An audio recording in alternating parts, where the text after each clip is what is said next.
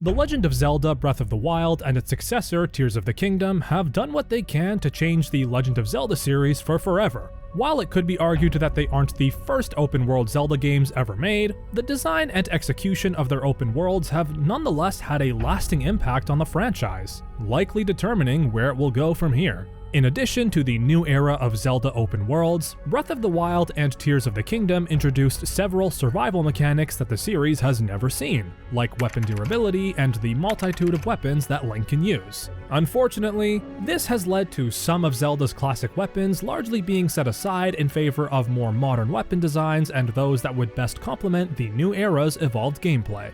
Link is of course most associated with his iconic blade, the Master Sword. However, there are plenty of other weapons that the series has featured over its near 40-year lifespan, some of which haven't even been included in Breath of the Wild and Tears of the Kingdom or have been heavily altered. One such weapon is arguably one of Link's most recognizable tools, but has not only been transformed but also underutilized in Zelda's new era, requiring players to get creative to use it properly and effectively. As such, it might be time for the next Zelda game to bring back this particular weapon in all its glory and give it the respect it deserves.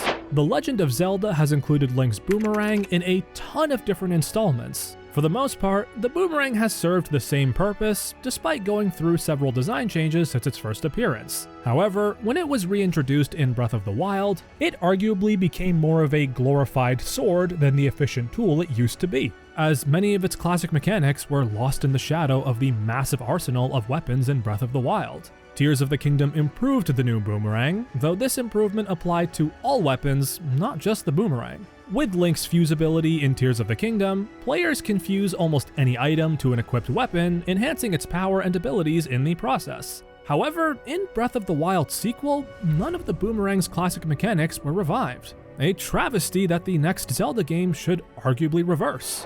In its classic form, Link's boomerang can accomplish more than simply dealing damage to enemies. The original boomerang was designed to briefly stun or slow enemies on contact, which would give players an advantage in battle. Additionally, the boomerang could be thrown to retrieve items such as rupees and hearts that might have been otherwise out of reach. While some players have argued that Link's bow is an effective replacement for the boomerang, unlike the boomerang doesn't require ammunition, making it a much more efficient tool in the long term. Whether the next Zelda game goes back to its classic state or goes into this new formula, Link's boomerang deserves the more prominent role it used to in his arsenal. The boomerang's classic mechanics might be a great addition of classic Zelda combining with the new formula.